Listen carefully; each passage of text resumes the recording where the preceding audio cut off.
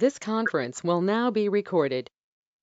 जी मेरे भाई, क्या हाल चाल है आप लोगों के।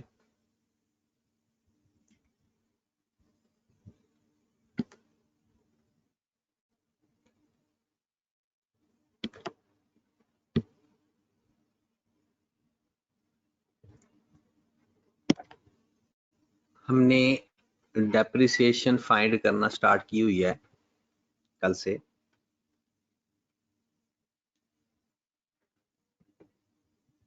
डेप्रिसिएशन फाइंड करते वक्त हमने इस बात का ख्याल रखना है कि हमने किस डेट को कोई भी नया एसेट परचेज किया है।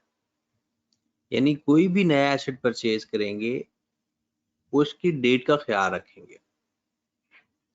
एसेट खरीदते वक्त डेट का ख्याल रखते हैं और बेचें तो तब भी ख्याल रखते हैं। तो आज हम इसके ढेर सारे क्वेश्चन करेंगे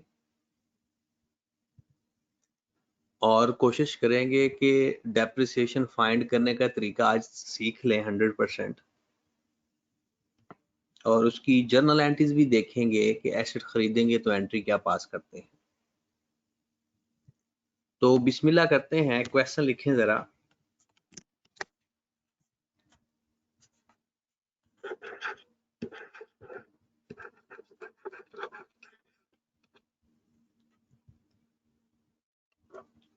An asset purchased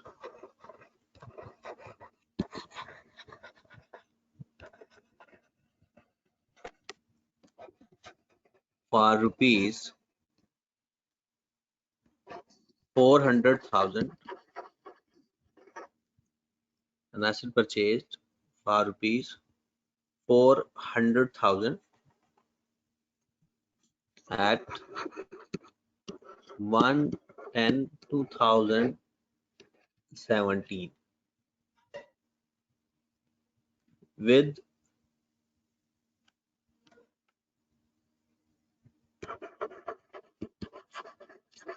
residual value rupees 40,000.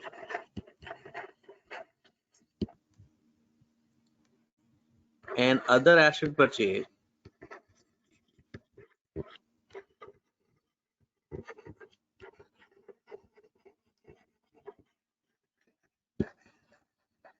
for rupees 800,000 at 1/7/2019 with residual value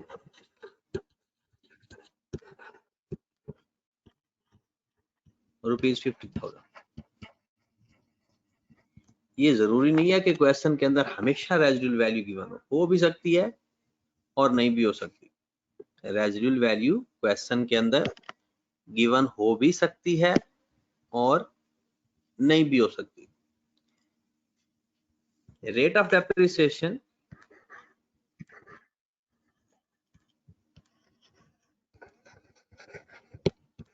is 10% straight line.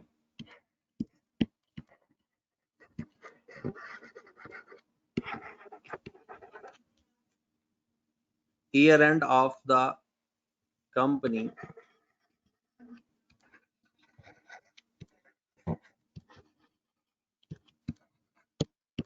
is 31st December each year. कि हर साल वो अपनी बुक्स 31 दिसंबर को क्लोज करता है।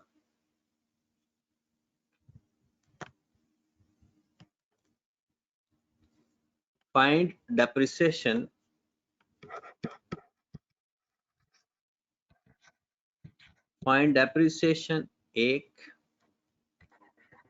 एक और चीज फाइंड करनी है आज, बुक वैल्यू 2 और पास जर्नल एंट्रीज।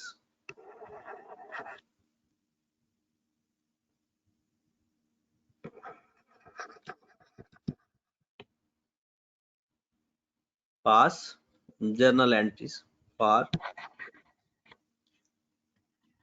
31st December 2017, 2018, 2019 और 2020 भी कर लेते हैं।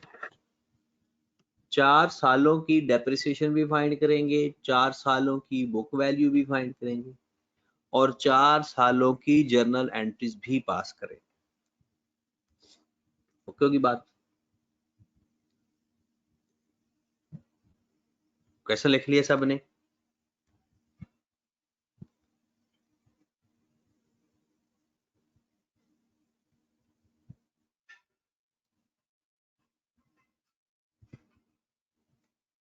चलें जी, तो फिर करना स्टार्ट करते हैं। कुछ लोग तो ज्वाइन भी अभी कर रहे हैं।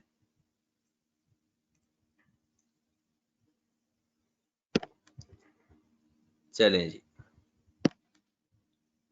तो क्वेश्चन में सबसे पहले हमने पहला एसेट जो खरीदा है वो हमने खरीदा है 11017 को 4 लाख का और उसकी रेजिडुअल वैल्यू 40,000। फिर हमने एक और एसेट खरीदा 8 लाख का जिसकी रेजिडुअल वैल्यू है 50,000। बस दो खरीदे, दो एसेट है। वर्किंग हमने 4 सालों की करनी है और एक बात याद रखें, जो एसेट्स हमारे पास अवेलेबल होते हैं हम उसको डेप्रिशिएट करते होते हैं और हम बोलते होते हैं उसे अवेलेबल फॉर यूज, मतलब या कह सकते हो रेडी फॉर यूज। वो एसेट उस डेट से हम उसको डेप्रिशिएट करना शुरू कर देते हैं। तो आ जाओ, सबसे पहले हम डेप्रिसिएशन ही फाइंड करते हैं। सर एक सेकंड क्वेश्चन। तू ना लेट आयागा चीकू, जल्दी करो।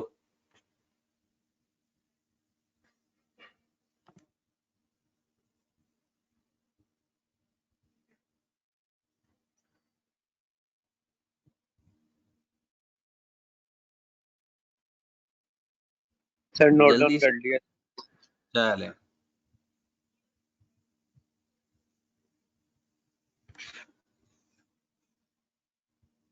डेप्रिसिएशन फॉर, ये डेप्रिसिएशन की वर्किंग होती है 31 दिसंबर 2017। इसका मतलब है 2017 के साल की डेप्रिसिएशन कितनी आएगी शुरू से लेकर एंड तक।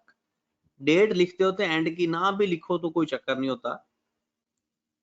अब हमने स्टार्ट करना है पूरे साल के अंदर हमारे पास एसेट जिस डेट से अवेलेबल फॉर यूज हुआ हमने उस डेट से डेप्रिशिएट करना शुरू करना है। तो क्योंकि अब मैं आपको पूरी वर्किंग सिखाने लगा हूं तो आपने सबसे पहले ये देखना है कि 1117 को क्या कोई ऑलरेडी परचेज्ड एसेट्स अवेलेबल हैं।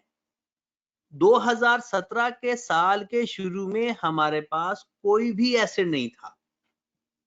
2017 के साल के शुरू में हमारे पास कोई भी एसेट नहीं था। फिर अगली बात हम देखते हैं एडिशन।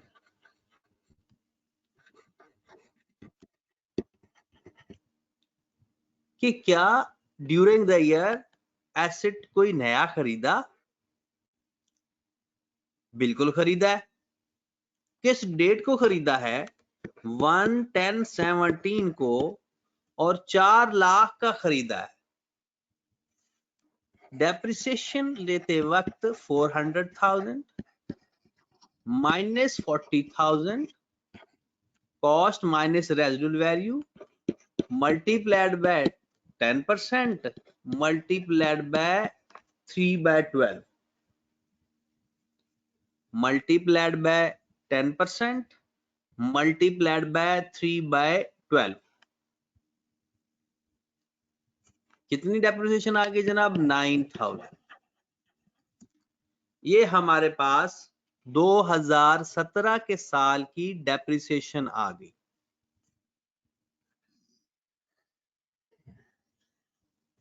अब हम चलते हैं 2018 पे। डेप्रिसिएशन फॉर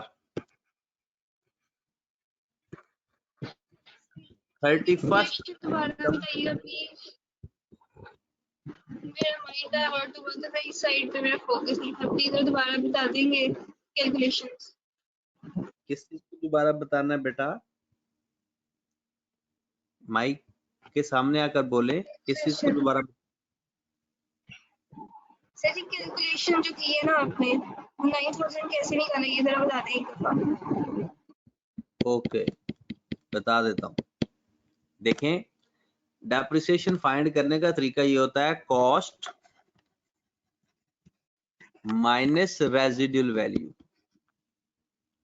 कॉस्ट हमारी क्वेश्चन के अंदर 4 लाख थी और रेजिडुअल वैल्यू थी 40,000। रेट था 10% और टाइम हमने इसको खरीदा कब था, इस एसेट को जरा देखना, 1/10/17 को, और साल हमारा एंड हो रहा है 31 दिसंबर हर साल। तो अक्टूबर से लेकर दिसंबर तक 3 महीने बनते हैं, इसलिए ये टाइम लिया 3/12। तो 4 लाख में से 40,000 माइनस किया, 3,60,000। 3,60,000 का 10% लिया और उसको 3/12 से मल्टीप्लाई कर दिया, तो ये हमारे पास 9,000 आ गया। उसके बाद है डेप्रिसिएशन फॉर 31 दिसंबर 2018। 31 दिसंबर 2018 सबसे पहले काम वही करना है।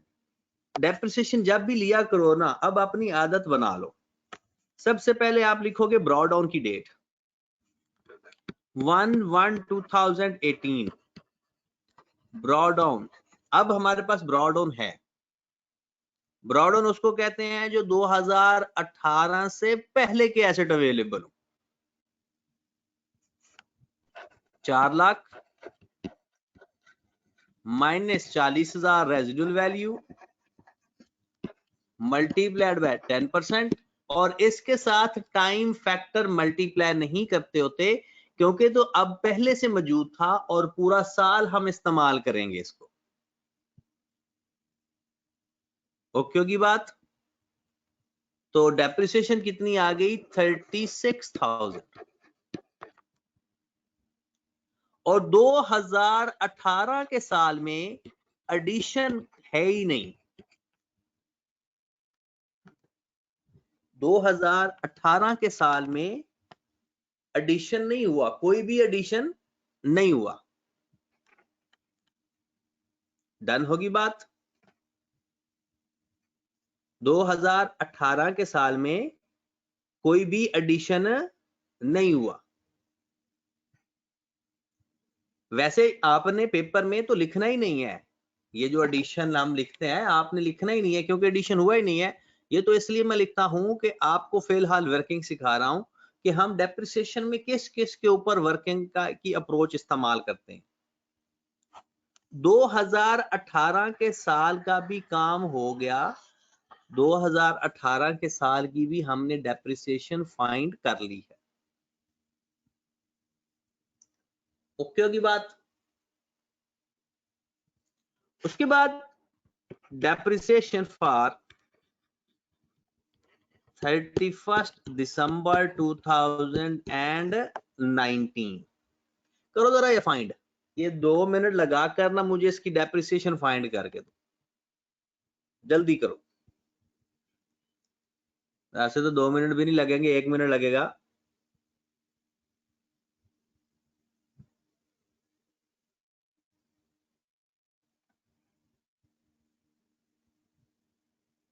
अबू बकर ने 73,500 फाइंड किया है, शाहजेब की भी वही आ रही है, उमैर की 36,000 आ रही है। 2019 की डेप्रिसिएशन बतानी है। अबू बकर तैमूर ने तो नेक्स्ट भी फाइंड करके बता दिया, सिर्फ अभी 2019 की डेप्रिसिएशन चाहिए। 2019 के साल की डेप्रिसिएशन चाहिए।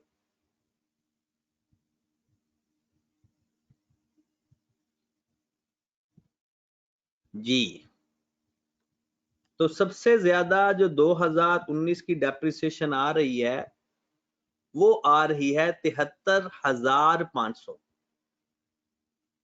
कितनी डेप्रिसिएशन आ रही है? 73,500। कैसे भला? तरीकाकार वही है, 1/1/2019 साल के शुरू की डेट। क्या हमारे पास ब्रॉडाउन है? बिल्कुल है। 4 लाख माइनस 40,000, ये ऑलरेडी हमारे पास 4 लाख वाला एसेट मौजूद है, 36,000। फिर 1/7/2019 को एडिशन भी हुआ है, 1/7/19 को एडिशन भी हुआ है, और एडिशन कितने का हुआ है? 8 लाख का, minus 50,000, cost minus residual value, multiplied by 10% और मल्टीप्लाइड बाय 6/12। 6/12 कैसे आ गया?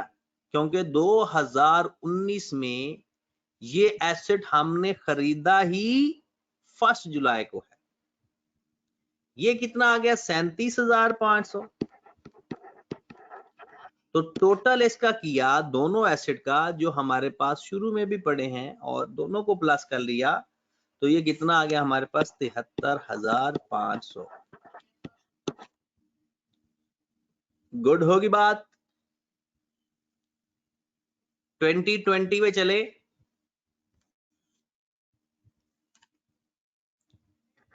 2020 की भी फाइंड करें जरा डेप्रिसिएशन। डेप्रिसिएशन फॉर 31 दिसंबर 2020।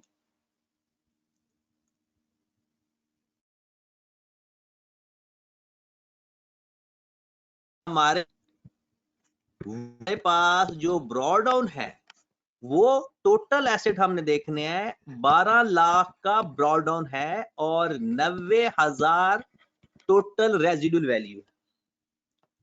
ब्रॉडाउन के अंदर 12 लाख कॉस्ट, 90,000 उसकी रेजिडुअल वैल्यू, मल्टीप्लाइड बाय 10%। खत्म। 1,11,1,000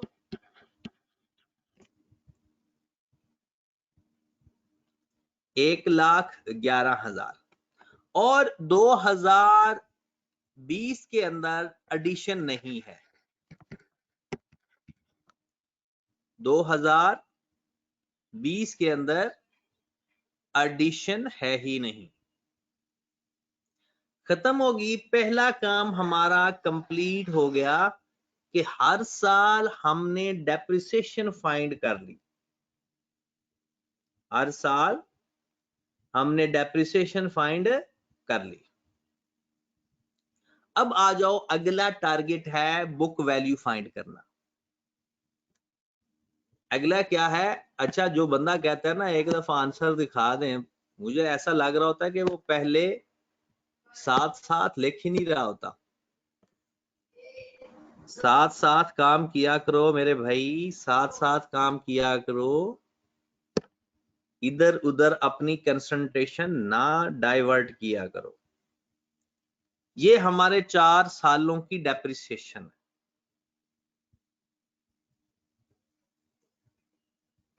अब हम जा रहे हैं बुक वैल्यू फाइंड करने। जी चल, इजाजत है तो चले बुक वैल्यू फाइंड करने। चले, बुक वैल्यू पे आ जाओ।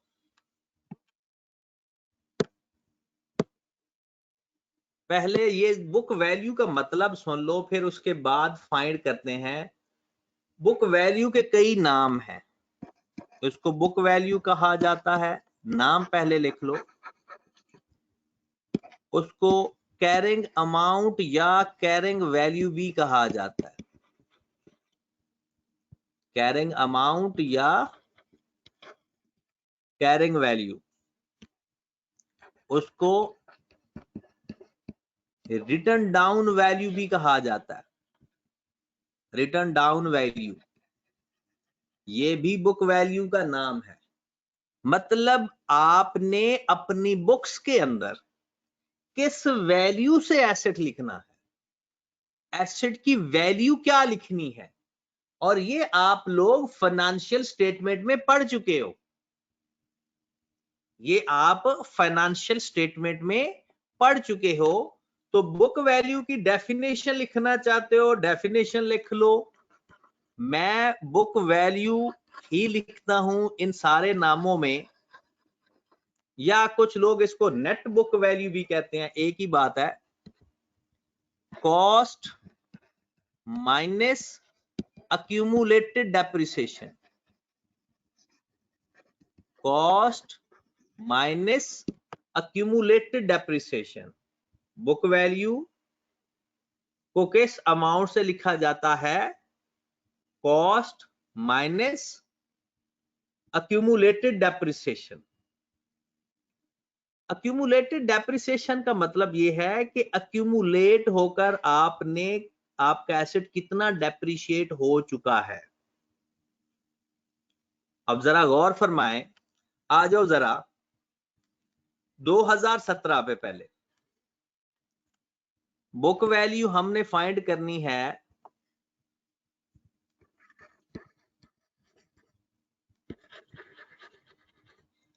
31 दिसंबर 2017।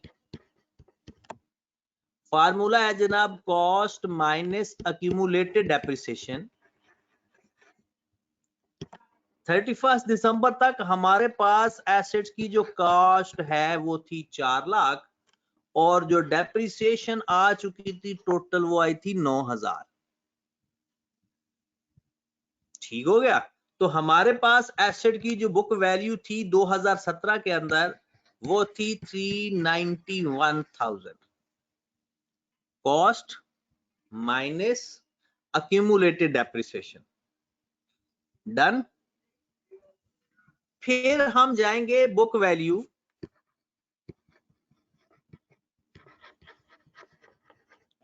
31 दिसंबर 2018। बुक वैल्यू बताएंगे किस डेट की? 31 दिसंबर 2018 की। Cost minus accumulated depreciation। Cost तो हमारी 4 लाख है। 2018 के अंदर भी हमारी कॉस्ट 4 लाख है और accumulated depreciation 45,000 है। कैसे पता चला? पिछले साल 9,000 और इस साल 36,000, यानी पिछले साल की डेप्रिसिएशन थी, अक्यूमुलेट कर ली, अगले साल की भी ऐड कर दी, तो 45,000 हमने ऐड की, तो बुक वैल्यू हमारे पास कितनी आ गई?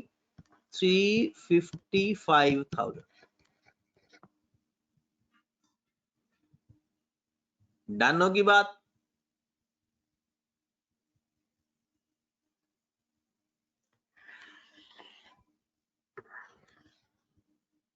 कॉस्ट में से हमेशा जो डेप्रिसिएशन है वो अक्यूमुलेट करके माइनस कर देते हो। एक शख्स का मैसेज है कि लास्ट टाइम तो हमने यूज नेगेटिव कर दिया था। नेगेटिव मुझे बात की समझ नहीं लगी कि यू उसे नेगेटिव कर दिया था, क्या मतलब? तकवा मुझे आपके सवाल की सही तरह समझ नहीं लगी, क्या पूछना चाह रहे हो?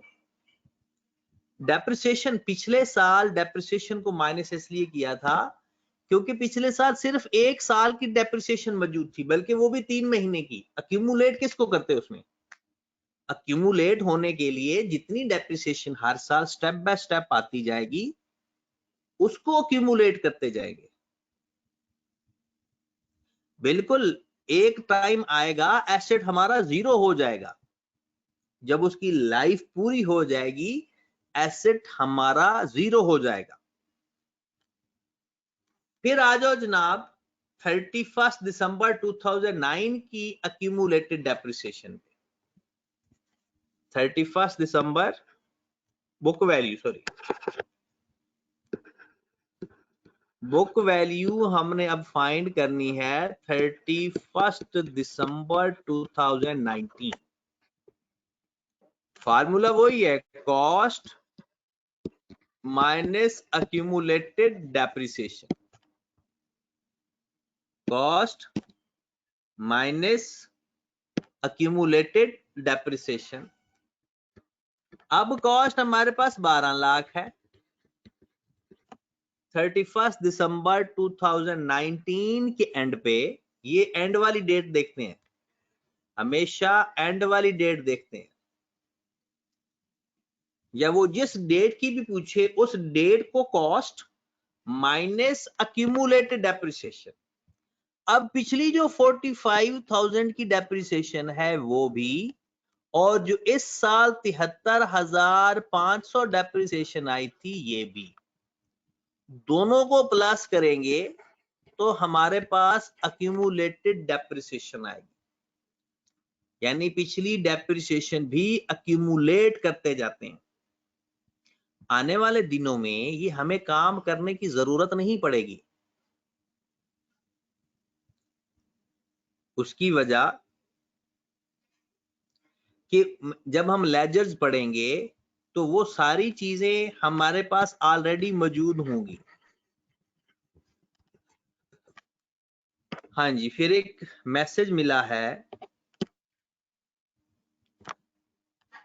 कि 8 लाख क्यों नहीं है, क्योंकि फार्मूले में टोटल कॉस्ट नहीं लिखी। फार्मूले में टोटल कॉस्ट इसलिए नहीं लिखी क्योंकि जो 4 लाख वाला एसेट है उस पर पूरे साल की डेप्रिसिएशन ली थी, और 8 लाख के ऊपर 6 महीनों की डेप्रिसिएशन आई थी, राइट। लेकिन हमारे साल के एंड में जो टोटल एसेट्स अवेलेबल है उनकी कॉस्ट 12 लाख है। जो हमारे पास टोटल एसेट्स अवेलेबल हैं उनकी कॉस्ट 12 लाख ही है, और उनकी टोटल अक्यूमुलेटेड डेप्रिसिएशन 118,500 है। माइनस किया तो हमारे पास बुक वैल्यू आ गई। उसके बाद बुक वैल्यू फाइंड करते हैं।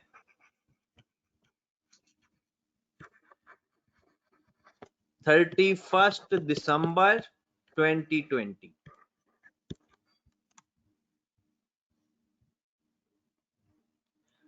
अबू बकर का सवाल है कि कॉस्ट क्या टोटल करके लिखेंगे? बिल्कुल टोटल करके लिखेंगे, लेकिन आने वाले दिनों में वो टोटल ऑटोमेटिकली होता जाएगा।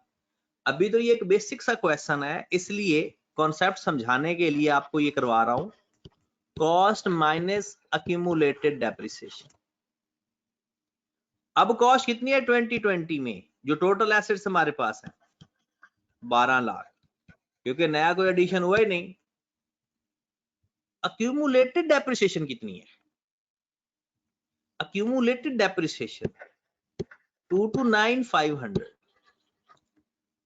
हर साल जो पिछली अक्यूमुलेट होके पड़ी होती है उसके अंदर अगले साल की डेप्रिसिएशन ऐड कर देते हैं,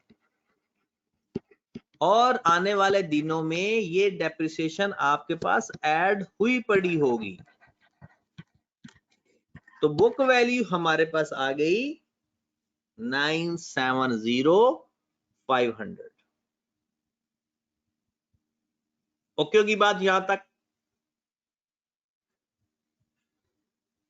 यहां तक क्लियर है? बुक वैल्यू अब फाइंड करनी आ जाएगी, कॉस्ट माइनस अक्यूमुलेटेड डेप्रिसिएशन।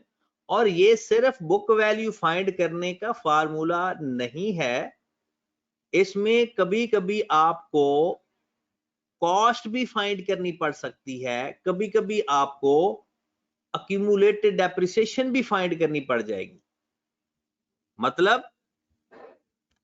मतलब ये कि हमने जो सीख रहे हैं वो एक फार्मूला सीखा है।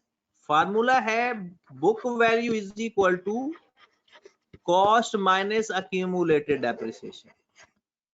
कभी कभी हमें अक्यूमुलेटेड डेप्रिसिएशन की जरूरत पड़ेगी तो कॉस्ट माइनस बुक वैल्यू कर देंगे। कभी कभी हमें कॉस्ट की जरूरत पड़ेगी तो book value plus accumulated depreciation कर देंगे। तो ये फार्मूला अल्टीमेटली किसी न किसी चीज को फाइंड करने के लिए इस्तेमाल होता रहेगा। है ये सिंपल सी बात कि book value is equal to cost minus accumulated depreciation. दो बातें हो गई, दो बातें हमने सीख ली, बुक वैल्यू फाइंड करना सीख लिया और हर साल की डेप्रिसिएशन फाइंड करना सीख लिया। और अब हम सीखने लगे हैं जर्नल एंट्रीज। ये पूरी जर्नल एंट्रीज नहीं मैं सिखा रहा अभी आपको, अभी मैं सिखा रहा हूं सिर्फ आपको जितना काम हमारे इस क्वेश्चन में है। इस क्वेश्चन में दो काम हो रहे हैं। एक, एसेट खरीदें, जब भी एसेट खरीदोगे उसकी एंट्री क्या पास करोगे? एसेट डेबिट, कैश या बैंक,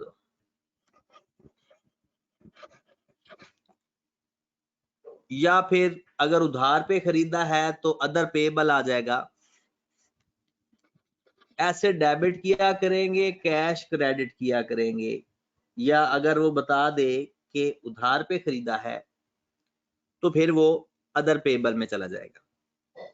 फिर है कि हर साल की डेप्रिसिएशन की एंट्री क्या पास होगी? डेप्रिसिएशन फॉर द ईयर, हर साल डेप्रिसिएशन की एंट्री क्या पास होगी? डेप्रिसिएशन की एंट्री पास होती है depreciation expense debit, depreciation account debit, accumulated depreciation credit, accumulated depreciation credit। ये होते हैं हर साल की डेप्रिसिएशन की entry. Depreciation debit, accumulated depreciation credit। एक सिचुएशन है जिसमें डेप्रिसिएशन की एंट्री एक और भी पास होती है। एक सिचुएशन है, वो सिचुएशन एंड पे पढ़ेंगे।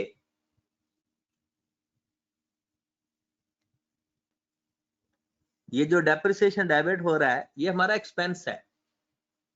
ये जो डेप्रिसिएशन डेबिट हो रहा है ये हमारा एक्सपेंस है।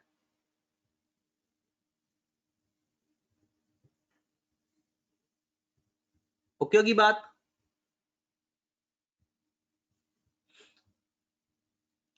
चलें। उसके बाद अगर वो कहता है इसके अंदर क्लोजिंग एंट्री भी पास करें, क्लोजिंग एंट्री, हर साल की क्लोजिंग एंट्री पॉसिबल है। मुझे आपने सिर्फ ये बताना है कि इस दो एंट्रीज के अंदर दो एंट्री के अंदर ना चार चीजें इस्तेमाल हो रही हैं। इन दो एंट्रीज के अंदर एक एसेट, एक कैश, एक डेप्रिसिएशन और एक अक्यूमुलेटेड डेप्रिसिएशन। इसमें मुझे बताया क्लोजिंग एंट्री किस किस की पास हो सकती है। मैंने आपको पहले भी ये बात सिखाई हुई है, क्लोजिंग एंट्री किसकी यहां पास होती है। कुछ आंसर आना तो शुरू हुए हैं।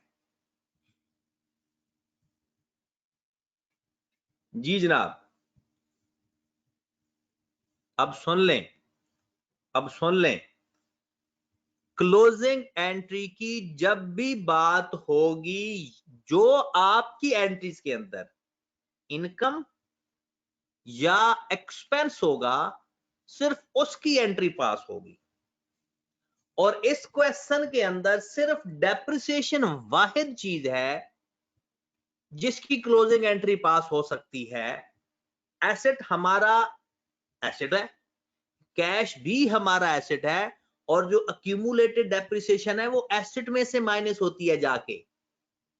जो अक्यूमुलेटेड डेप्रिसिएशन है, आपको याद होगा, क्या आप अक्यूमुलेटेड डेप्रिसिएशन को स्टेटमेंट ऑफ कंप्रिहेंसिव इनकम में कभी लिखा है? अक्यूमुलेटेड डेप्रिसिएशन को कभी आपने स्टेटमेंट ऑफ कंप्रीहेंसिव इनकम में लिखा है, एसेट में से जाकर माइनस करते थे। तो जिस दिन, अब सुन लें मेरी बात, एक दफा सुन लें, जिस दिन आपसे यह पूछा जाए कि इस सवाल के अंदर क्लोजिंग एंट्री पास करो, आपने सवाल में देखना है कि एसओसीआई के अंदर कौन सी अमाउंट जाने वाली है, उसको पकड़े। अगर वो एक्सपेंस है तो profit and loss account debit कर दें, अगर वो इनकम है तो profit and loss account credit कर दें। तो ये वैसे पेपर में मैं पास नहीं, यानी अब इसके बाद जो क्वेश्चन आएंगे मैं आपको पास नहीं करवाऊंगा, लेकिन अभी बताने लगा हूं कि क्लोजिंग एंट्री की इसकी क्या पास होगी, profit and loss account debit या SOCI debit, profit and loss account या एसओसीआई डेबिट, डेप्रिसिएशन क्रेडिट। हर साल की जो डेप्रिसिएशन आएगी ये उसकी क्लोजिंग एंट्री पास हो जाएगी, profit and loss account debit, SOCI या एसओसीआई, और हम क्रेडिट किसे कर देते हैं, जो नाम इस्तेमाल हो रहा होता है वही क्रेडिट हो रहा होता है। ओके होगी बात? चलें, वैसे क्लोजिंग एंट्री आती नहीं है, एक दफा पेपर में आई हुई है, एक दफा, नॉर्मली ज्यादातर नहीं आती। अब मैंने आपको कहा था कि डेप्रिसिएशन की एक और एंट्री पास होती है, वो मैं एंड पे करूंगा। तकवा ने कहा है कि ये एसओसी क्या होता है, स्टेटमेंट ऑफ कंप्रीहेंसिव इनकम। कमाल है, हमने पूरा एक फॉर्मेट पढ़ा था एसओसीआई और एसओएफपी का।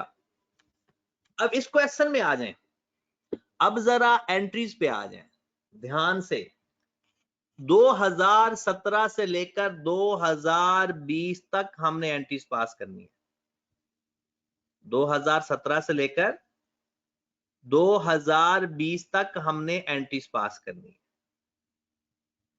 ओके, तो करो जरा एंट्रीज पास, हो जाओ शुरू। सबसे पहले डेट, पार्टिकुलर, डेबिट, क्रेडिट। पहले हमने एसेट खरीदा था 11017 को, एसेट डेबिट करेंगे, कैश क्रेडिट करेंगे 4 लाख से।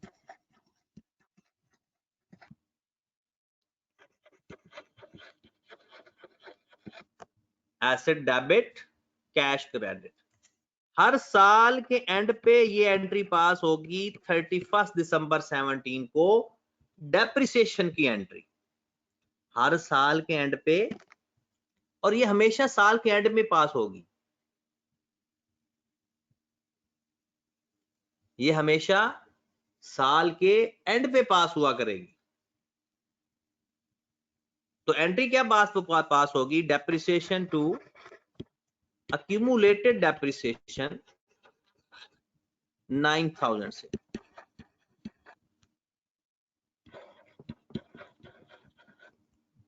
ये है 2017 के साल की ट्रांजैक्शंस, ये हमारे पास 2017 के साल की ये टोटल ट्रांजैक्शंस हमारे पास आई हैं। डन होगी बात? अब आ जाओ 2018 में, इसकी क्लोजिंग एंट्री मैंने पास नहीं की। अगर क्लोजिंग एंट्री पास होगी तो वो क्या होगी, profit and loss account to depreciation 9000 से। अगर क्लोजिंग एंट्री पास होगी तो मैं यहां से साइड पे पास कर देता हूं। अगर इसकी कभी क्लोजिंग एंट्री पूछी जाए तो वो क्या पास होगी, profit and loss account debit या एसओसीआई डेबिट, डेप्रिसिएशन क्रेडिट।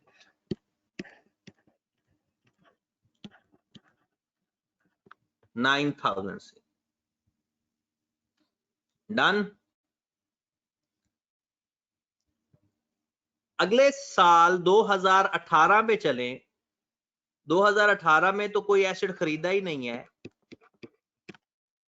सिर्फ और सिर्फ उसकी डेप्रिसिएशन की एंट्री पास हो जाएगी। 2018 के साल के अंदर हमने कोई नया एसेट नहीं खरीदा। 2018 के साल के अंदर हमने कोई भी नया एसेट नहीं खरीदा, तो डेप्रिसिएशन तो हर साल आएगी ना, क्योंकि डेप्रिशिएट तो हुआ है asset. Depreciation debit, accumulated depreciation credit. मुझे बताओ कितनी डेप्रिसिएशन आई थी 2018 के अंदर? 2018 की डेप्रिसिएशन कितनी आई थी? 36,000। 2018 के साल की जो डेप्रिसिएशन आई थी वो कितनी आई थी? 36,000। और क्या 2018 के अंदर क्लोजिंग एंट्री बन सकती है? क्या 2018 के साल की क्लोजिंग एंट्री बन सकती है? बिल्कुल बन सकती है, क्योंकि एसओसीआई की इसके अंदर एक आइटम मौजूद है, डेप्रिसिएशन। और अगर इसकी क्लोजिंग एंट्री बनाना चाहो तो एसओसीआई या profit and loss account debit, depreciation credit 36,000, ये इसकी क्लोजिंग एंट्री बन जाएगी।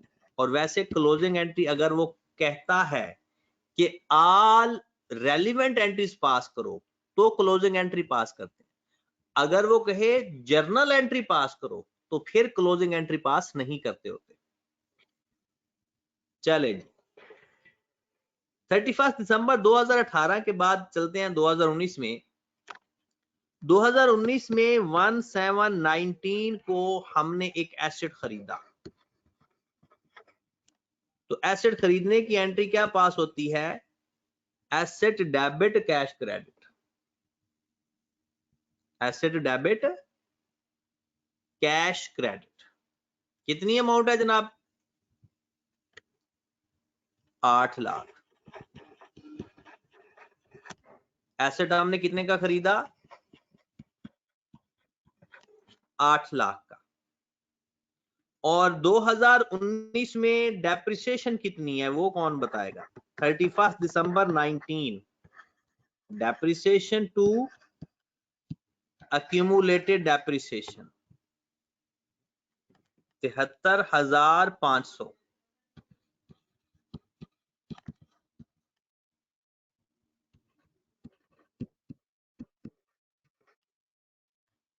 दो 2019 के साल की डेप्रिसिएशन 73,500। ओके होगी बात? और अगर इसकी क्लोजिंग एंट्री कोई पूछता है हमसे तो एंट्री क्या पास करेंगे? प्रॉफिट एंड लॉस अकाउंट या statement of comprehensive income debit, depreciation credit 73,500। Okay होगी बात?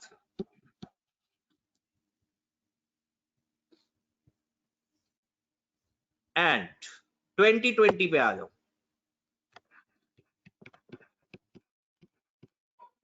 2020 में हमने कोई भी नया एसेट नहीं खरीदा उस साल। अबू बकर का मैसेज आया है कि सर अक्यूमुलेटेड डेप्रिसिएशन सारी ऐड करके नहीं लिखेंगे।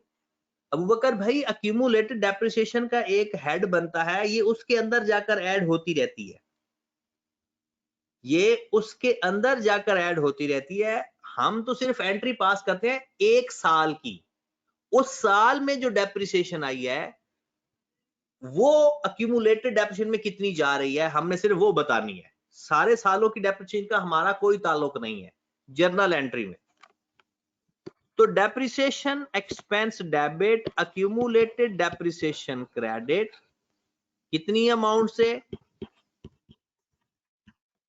क्योंकि इस साल हमने कोई भी नया एसेट खरीदा तो है ही नहीं। तो डेप्रिसिएशन तो हर साल लेते हैं क्योंकि हर साल आप अपना एसेट यूज कर रहे हैं। डन होगी बात। और अगर इसकी क्लोजिंग एंट्री की बात कर लें तो क्लोजिंग एंट्री इसकी पास होगी स्टेटमेंट ऑफ कॉम्प्रिहेंसिव इनकम या profit and loss account debit depreciation credit. ये हमारी आ गई 4 सालों की जर्नल एंट्रीज।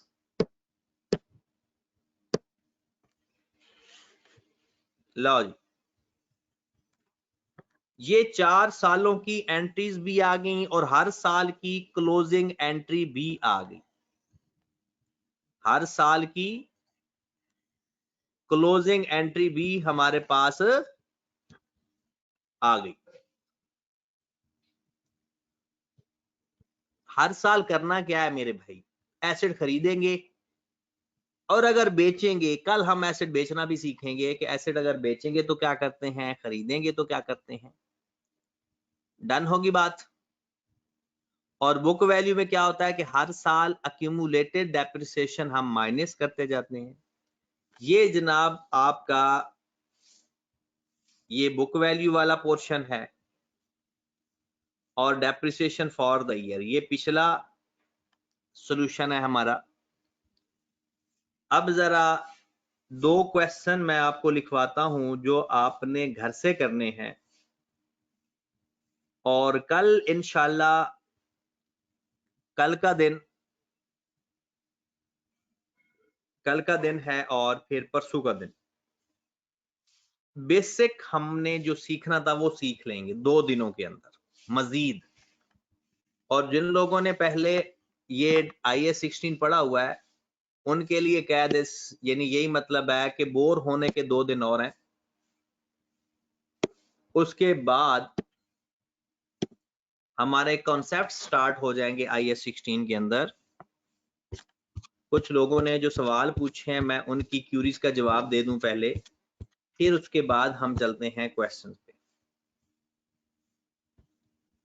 अली स्टार ने मैसेज किया है कि सर हर साल ऐड करके एक क्लोजिंग एंट्री नहीं हो सकती। अली स्टार हर साल ऐड करोगे तो वो फॉर द ईयर नहीं होगा, फिर वो तो for the year, for 2 year, for 3 year हो जाएगा। जब for the year entries pass करते हैं तो फिर सिर्फ उस साल की एंट्रीज की बात करें, ठीक है, फिर सिर्फ उस साल की एंट्रीज की बात करेंगे। ठीक है जनाब, चलें जी क्वेश्चन लिख लें ताकि कल की तरह आपको क्वेश्चन का इंतजार ना करना पड़े। अभी क्वेश्चन मैं आपको 2 लिखवा देता हूं और वो दोनों क्वेश्चन आपने बड़े ध्यान से करने की कोशिश करनी है जी। क्वेश्चन नंबर 1 लिखें पहले तो।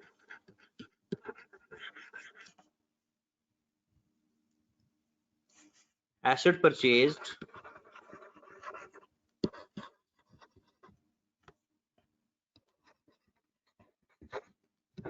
at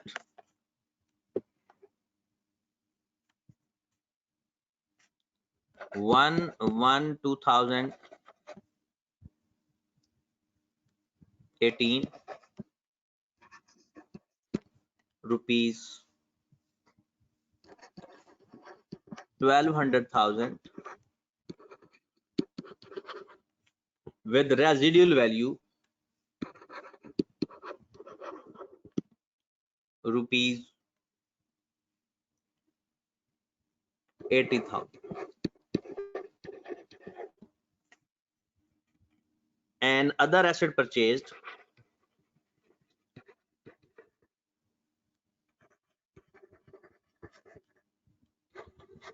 at 1/10/2019 rupees 800,000 with the residual value rupees 40,000 and other asset purchased at 1/4/2020 rupees 900,000 with residual value rupees 50,000 at 1/7/2020 एक और एसेट खरीदा है हमने 5 लाख का, जिसकी रेजिडुअल वैल्यू है 20,000। ओके होगी बात। ईयर एंड है 30th जून ईच ईयर। आपने अपनी बुक्स हर साल 30th जून को क्लोज करनी है, मतलब 1 जुलाई से लेकर 30th जून ये आपका ईयर एंड है। और रेट ऑफ डेप्रिसिएशन 10% ही ले लेते हैं ताकि इजी कैलकुलेशन हो जाए। 10% स्ट्रेट लाइन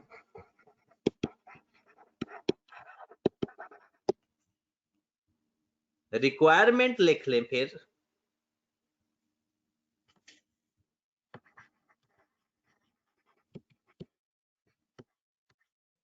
आपने फाइंड करना है depreciation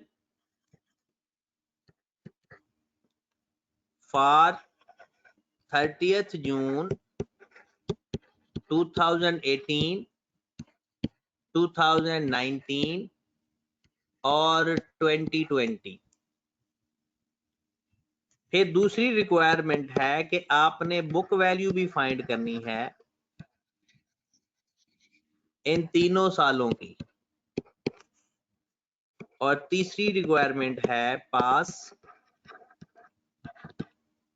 journal entries. Closing entry नहीं पास करनी, आपने जर्नल एंट्रीज पास करनी है 2018, 2019 और 2020। हाँ जी, हो गया नोट डाउन क्वेश्चन।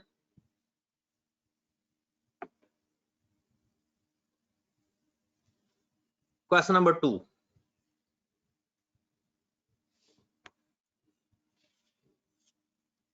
फिर आ जाए दूसरे क्वेश्चन पे।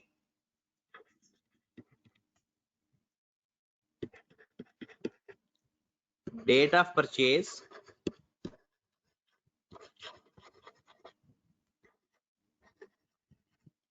कॉस्ट और रेजिडुअल वैल्यू। एसेट की डेट ऑफ परचेज है जनाब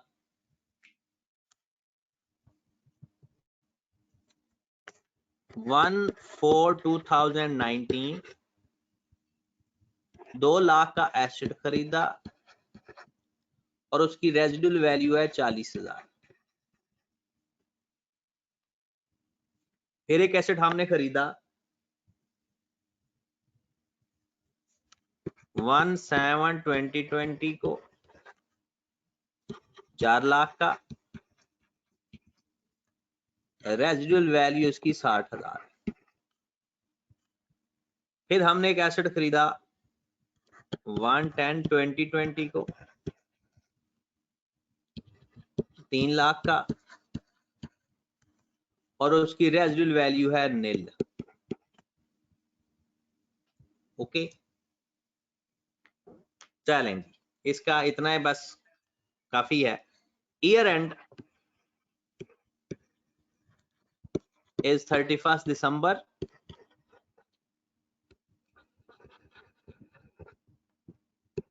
Rate of depreciation 10% straight line.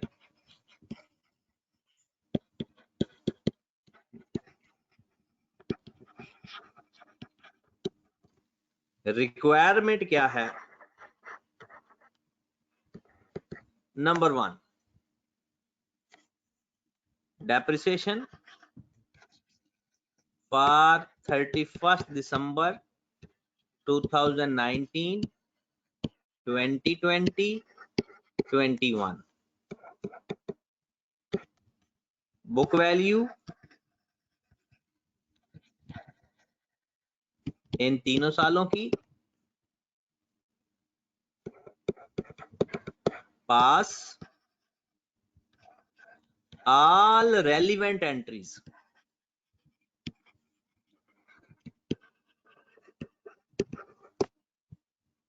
इन 3 सालों की। ओके होगी बात जनाब? तो ये 2 सवाल आपने कल बड़े नीट एंड क्लीन करने हैं।